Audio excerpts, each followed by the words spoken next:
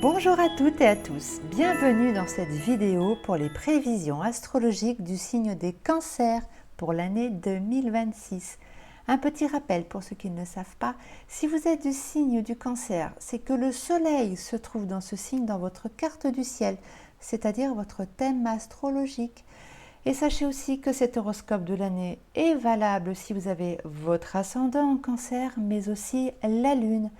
La lune signe nos émotions et notre rapport au féminin. Donc, pour une femme, la lune est aussi importante que le soleil. C'est un petit peu notre second signe. N'oubliez pas que c'est une énergie générale.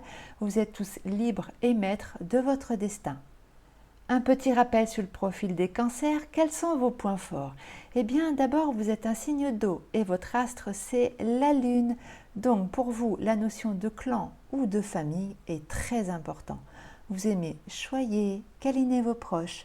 Vous êtes émotif avec une grande sensibilité. Petit bémol, mais c'est pas bien méchant, vous pouvez être lunatique comme votre luminaire, la lune, car vos émotions peuvent parfois vous submerger. Pour plus de facilité, j'ai mis en bleu les signes avec lesquels vous êtes compatibles, comme le poisson et le scorpion, ce sont des signes d'eau comme le vôtre, mais aussi le taureau et la vierge. Et en noir, les signes avec lesquels vous n'êtes pas en bonne harmonie, comme le capricorne, le bélier et la balance.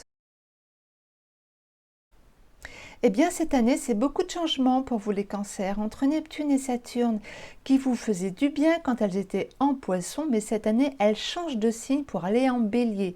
Elles vont donc vous apporter d'autres défis. Il va falloir vous affirmer, mais vous avez le soutien de la planète de la chance, Jupiter, qui sera encore dans votre signe jusqu'à cet été.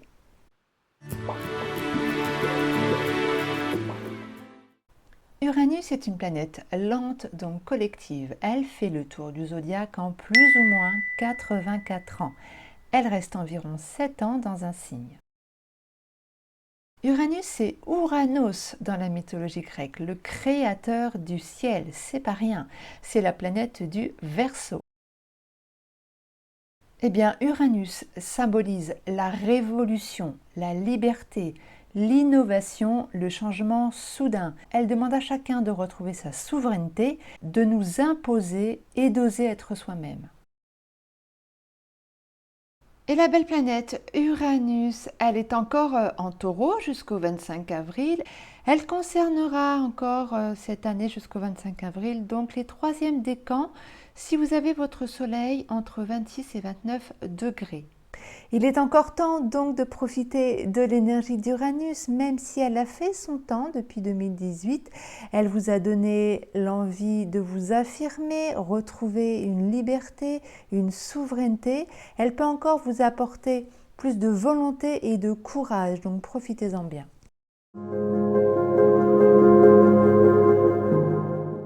Saturne est une planète lente et donc elle a un impact au niveau du collectif. Elle fait le tour du zodiaque en plus ou moins 30 ans et reste 2 ans dans un signe. Eh bien Saturne, au Chronos dans la mythologie gréco-romaine, c'est le père de Zeus, Jupiter. Et cela indique bien cette notion d'autorité. C'est la planète du Capricorne. Saturne, c'est le maître du temps, de la fin des cycles. Il impose de la lenteur, de la maturité et de la responsabilité. C'est une planète d'autorité en lien avec nos peurs et le passé.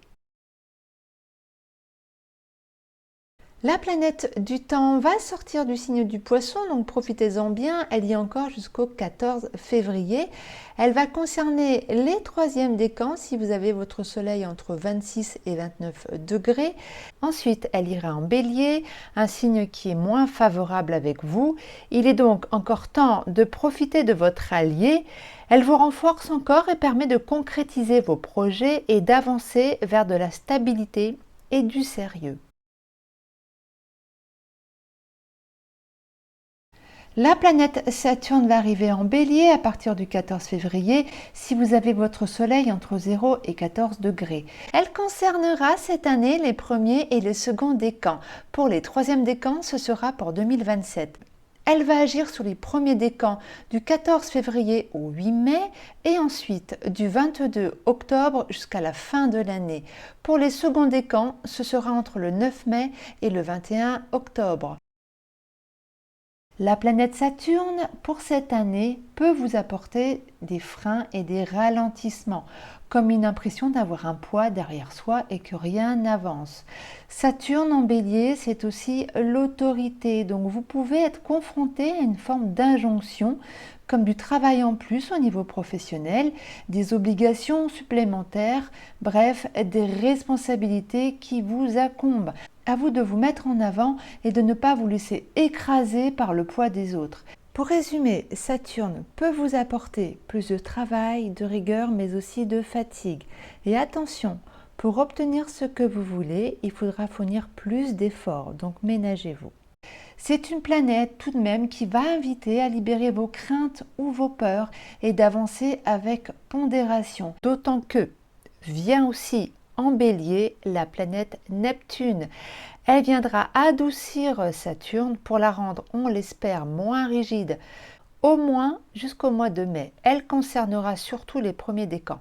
Ensuite, Saturne se retrouve seul pour continuer sa course et concernera les seconds décans du mois de mai jusqu'à la fin de l'année. Mon conseil, surtout pour vous les seconds décans, restez focus sur vos objectifs et ne vous surchargez pas. Au contraire, allégez-vous et faites-vous plaisir cette année.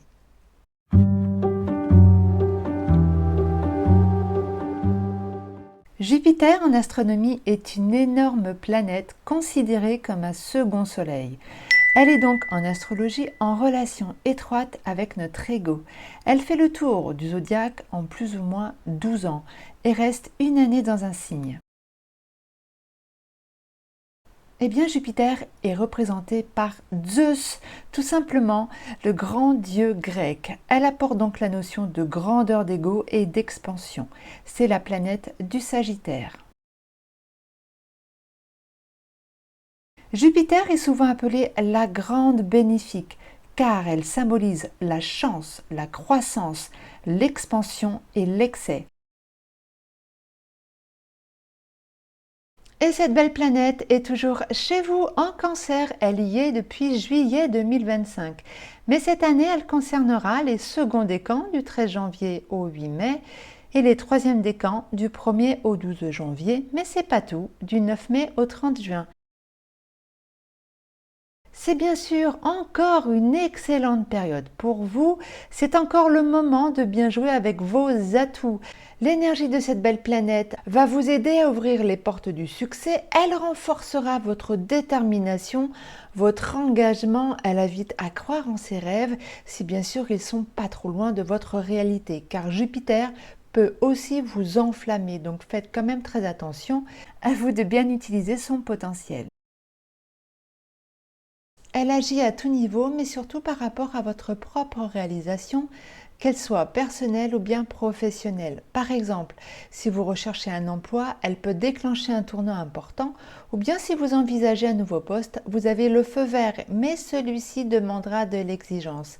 Vous l'aurez compris, Jupiter apporte de l'évolution, surtout de l'expansion, l'envie de voyager, mais aussi de briller, de séduire, d'avoir de nouvelles opportunités et des responsabilités aussi.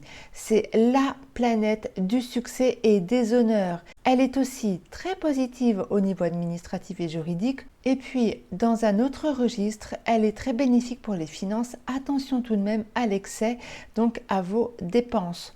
Et bien sûr, elle est dans votre signe en Cancer. Elle aura donc une belle influence sur la notion de famille ou de clan, comme de se rapprocher des siens ou bien de se réconcilier. Vous l'aurez compris, c'est une belle énergie pleine de joie, de gaieté, d'optimisme. C'est toujours des moments d'ouverture à ne pas rater.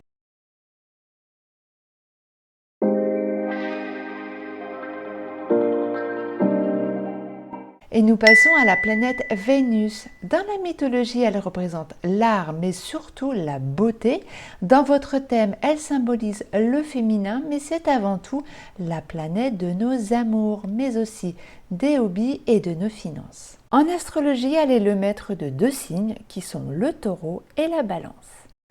La planète Vénus est toujours en Capricorne ce début d'année. Du 1er au 17 janvier, c'est une opposition.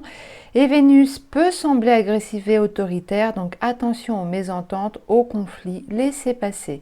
Ensuite, elle ira en Verseau.